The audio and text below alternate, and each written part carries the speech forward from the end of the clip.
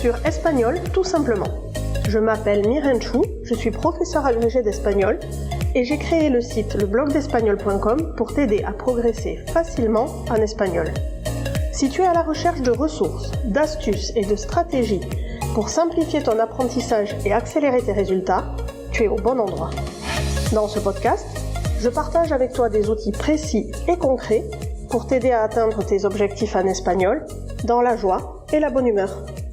Alors, installe-toi confortablement et c'est parti pour l'épisode du jour.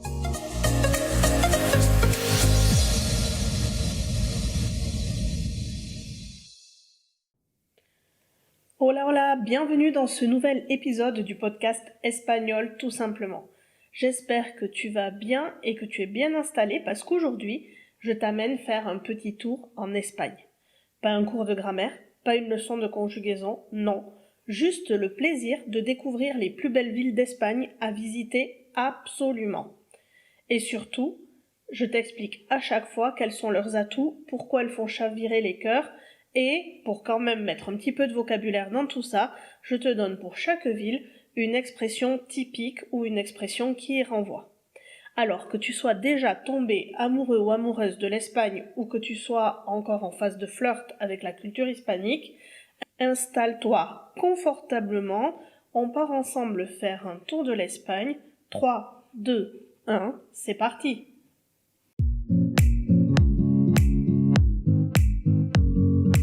On commence ce tour d'horizon par la ville symbole de la passion andalouse, j'ai nommé Séville. Capitale de l'Andalousie, elle incarne à elle seule la chaleur, la couleur et surtout la ferveur espagnole. De la cathédrale, très imposante, à l'Alcázar enchanteur en passant par les spectacles de flamenco du quartier Triana, Séville fait battre le cœur un peu plus fort. C'est une des premières villes que j'ai visitées quand je suis partie vivre en Andalousie et vraiment, elle vaut vraiment le détour. Séville, c'est aussi une ville emplie d'anecdotes culturelles. C'est la ville natale de Carmen, l'héroïne de Bizet, et de Don Juan, le séducteur légendaire. Alors, comme promis, on va passer à une expression typique de cette ville. Et celle que j'ai choisie pour associer à Séville, c'est « que arte ». L'expression très andalouse sert à saluer le style ou le talent de quelqu'un. Par exemple, si tu vas à un spectacle de flamenco, tu pourras dire « que arte ». Attention, ça n'a pas forcément besoin d'être intégré à un spectacle ou à une œuvre d'art. Tu peux dire « que arte » chaque fois que tu vas admirer la performance de quelqu'un.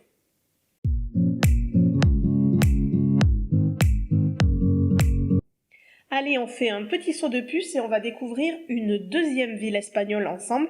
Je l'adore aussi, c'est Grenade. Grenade est située au pied de la Sierra Nevada. Comme Séville, elle est en Andalousie. Et c'est une ville au charme hypnotique. Le joyau de Grenade, mondialement connu, c'est le palais de l'Alhambra. C'est une espèce de palais de contes de fées, témoin d'un passé arabo-andalou fascinant. Les deux cultures s'y mêlent, les jardins sont magnifiques. Vraiment, si tu n'as pas visité ce palais et si tu n'as pas l'occasion d'y aller prochainement, je t'invite à aller chercher des photos dans des livres sur Grenade ou sur n'importe quel moteur de recherche. Je t'assure que ça vaut le détour et tu pourras déjà voyager par procuration. Mais si tu as l'occasion d'aller à Grenade, en plus de voir l'Alhambra en vrai, qui à elle seule vaut le détour, c'est aussi toute une ambiance bohème que tu vas découvrir. Il faudra absolument que tu fasses une balade par le quartier de l'Albaicín, qui t'offre du thé et des tapas qu'on t'offre gratuitement avec ta boisson. Bref, ça vaut vraiment le détour. Pour l'anecdote culturelle, on peut signaler que c'est à Grenade qu'est mort le poète Federico García Lorca, symbole de la culture espagnole. L'expression que j'avais envie d'associer à cette ville, l'expression typique, c'est tener duende. C'est pas trop traduisible, c'est avoir une émotion artistique unique, bien souvent liée au flamenco, mais pas toujours.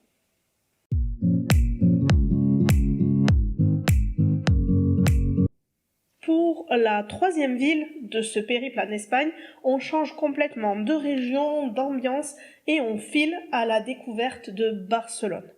Barcelone, elle est connue à la fois pour la mer, le bord de mer, et aussi pour le modernisme.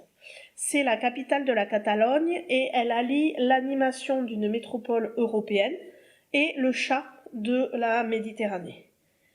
Pour moi, il est complètement impossible de ne pas tomber sous le charme des œuvres de Gaudí, la Sagrada Familia évidemment, qui est toujours en cours de construction même si on arrive à la fin, mais aussi le Parque Güell, la Casa Batlló, la Pedrera.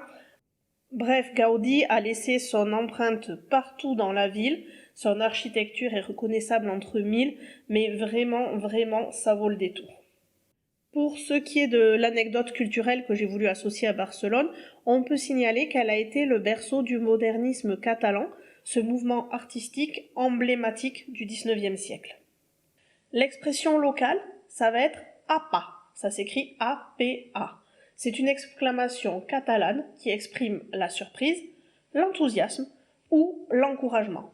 APA.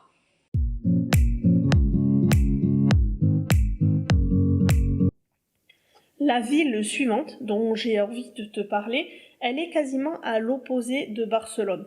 Barcelone, c'est la foule, le murmure, la vie et la culture en permanence, c'est bouillonnant, alors que Salamanque, où je t'amène maintenant, c'est la sagesse en pierre.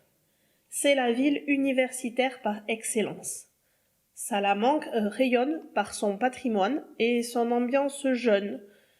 La Plaza Mayor est une des plus belles places d'Espagne à mon sens. L'anecdote culturelle, évidemment, elle est reliée à son université. C'est l'une des plus anciennes d'Europe. Elle a été fondée en 1218 et elle est vraiment très connue. L'expression que je veux associer à cette ville, l'expression locale, c'est « ser más viejo que la Universidad de Salamanca ». Littéralement, être aussi vieux que l'université de Salamanque. Si tu emploies cette expression dans cette ville, c'est l'autodérision garantie, mais tu peux l'employer partout ailleurs, et ce sera l'équivalent de notre expression dater de Mathusalem ou avoir plusieurs siècles, être très vieux.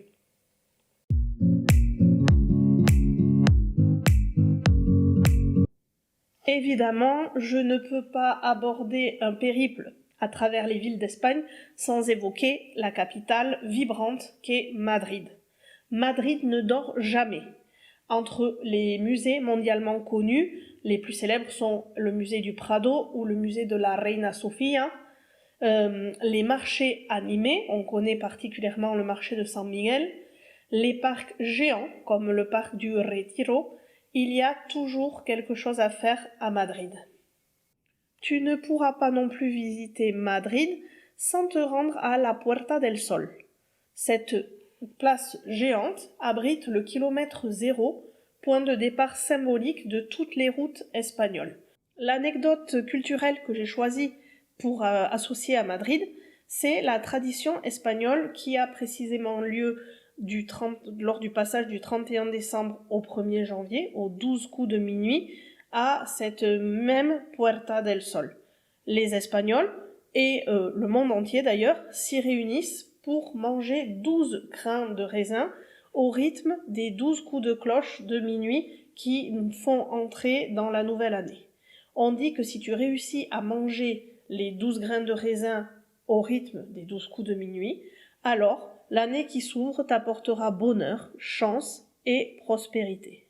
En ce qui concerne l'expression que j'ai décidé d'associer à la ville de Madrid, c'est une expression typiquement madrilène à l'origine, c'est estar en el quinto pino, littéralement être au 5e sapin ou au 5e pin, et de manière figurée ça veut dire être très loin.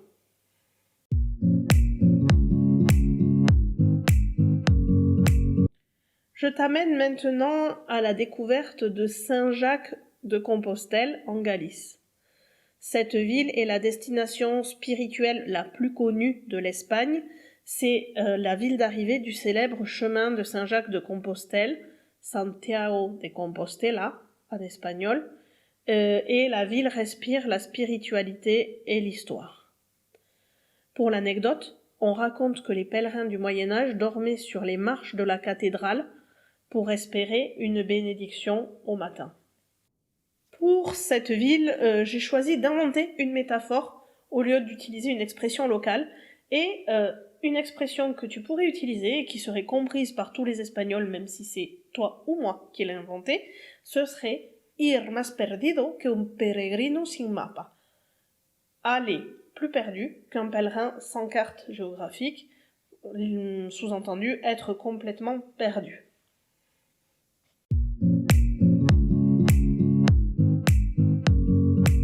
Septième ville de notre périple, Cordoue et l'élégance du sud. On revient en Andalousie et on va visiter la ville de Cordoue qui est connue pour sa mosquée cathédrale spectaculaire, ses patios fleuris et son histoire millénaire. Je te parle de patio ou de patio en espagnol, mais je ne sais pas si tu sais ce que c'est. Le patio, c'est une cour intérieure qui sert à procurer de l'ombre, surtout en été, et à faire circuler l'air, qui est typique de l'Espagne et notamment du sud de l'Espagne. Eh bien, en mai, à Cordoue, la ville organise el Festival de los Patios, le festival des patios, des cours intérieures, où les habitants ouvrent leurs portes et leurs cours fleuris aux visiteurs. C'est magnifique, et si tu as l'occasion d'aller à Cordoue en mai, je te recommande fortement de t'associer à ce festival et d'aller visiter les maisons qui ouvrent leurs portes. L'expression que j'ai choisie pour associer à Cordoue, c'est une expression à laquelle me fait penser l'humour andalou, c'est estar como una cabra, littéralement être comme une chèvre, et dans la vraie vie, être un peu fou. Si cette expression t'intéresse, j'ai tout un article du blog qui récapitule l'origine de l'expression et ce à quoi elle renvoie exactement. Je te le mettrai dans les notes de cet épisode.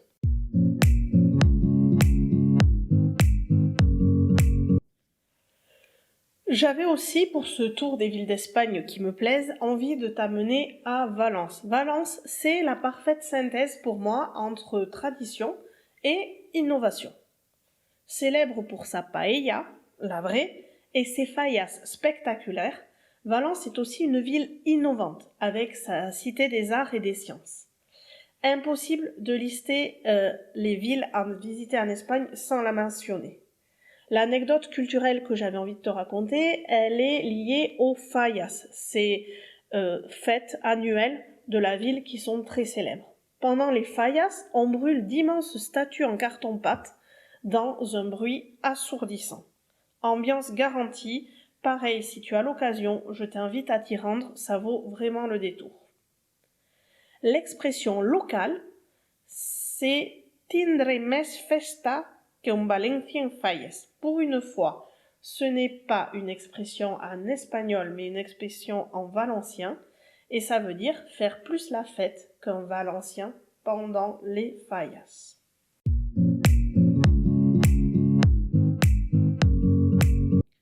Allez, après toute cette dose de fête, on file respirer l'air salé de l'Atlantique et on part à Cadiz. Cadiz, c'est l'une des plus anciennes villes d'Europe. Elle est entourée par l'eau et animée par l'humour de ses habitants. Incontestablement, même si elle est moins connue que les autres dont j'ai pu te parler, c'est une des villes à visiter en Espagne.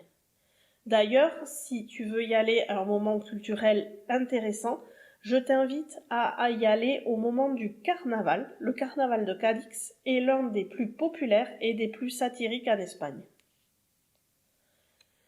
L'expression locale que l'on peut associer à la ville de Cadix, c'est tener guasa gaditana, avoir l'humour typique de Cadix.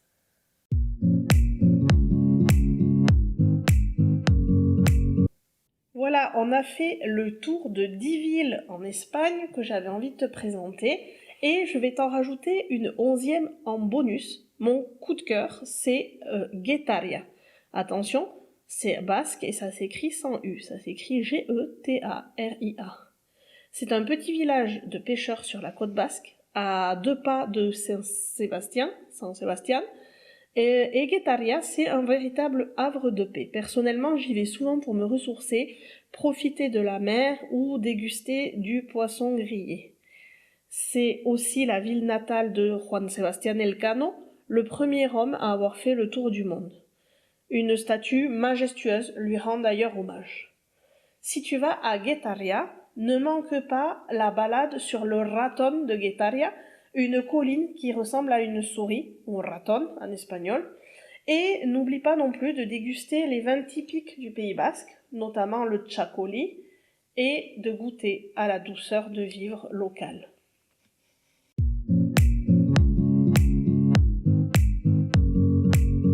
Allez, le temps est venu de clôturer ce mini tour d'Espagne qui touche à sa fin. J'espère qu'il t'a donné des étoiles plein les yeux et peut-être quelques idées pour ta prochaine escapade en Espagne. Bien sûr, il existe encore des dizaines de villes magnifiques et je n'ai pas eu le temps de tout citer ici, mais évidemment, il y en a plein d'autres qui sont sublimes. Le but ici, c'était surtout de te faire ressentir l'âme unique de chaque lieu, cette atmosphère qui te prend dès que tu poses un pied dans une rue espagnole. La musique des voix, les rires, les verres qui s'entrechoquent, les terrasses, et c'était aussi de mélanger un peu de culture, de vocabulaire, d'une autre façon que ce que je fais habituellement. Si tu veux prolonger le voyage, je t'ai préparé un article complet sur le blog avec des photos et puis tu retrouveras toutes les anecdotes, les expressions que j'ai citées dans l'épisode. Le lien est dans la description comme d'habitude.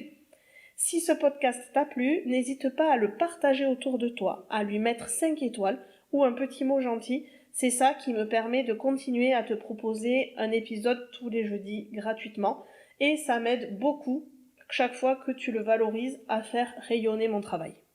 En attendant le prochain épisode, garde de l'espagnol dans tes oreilles, dans ton cœur et peut-être bientôt dans ton passeport. On se retrouve jeudi prochain. D'ici là, cuídate y hasta luego.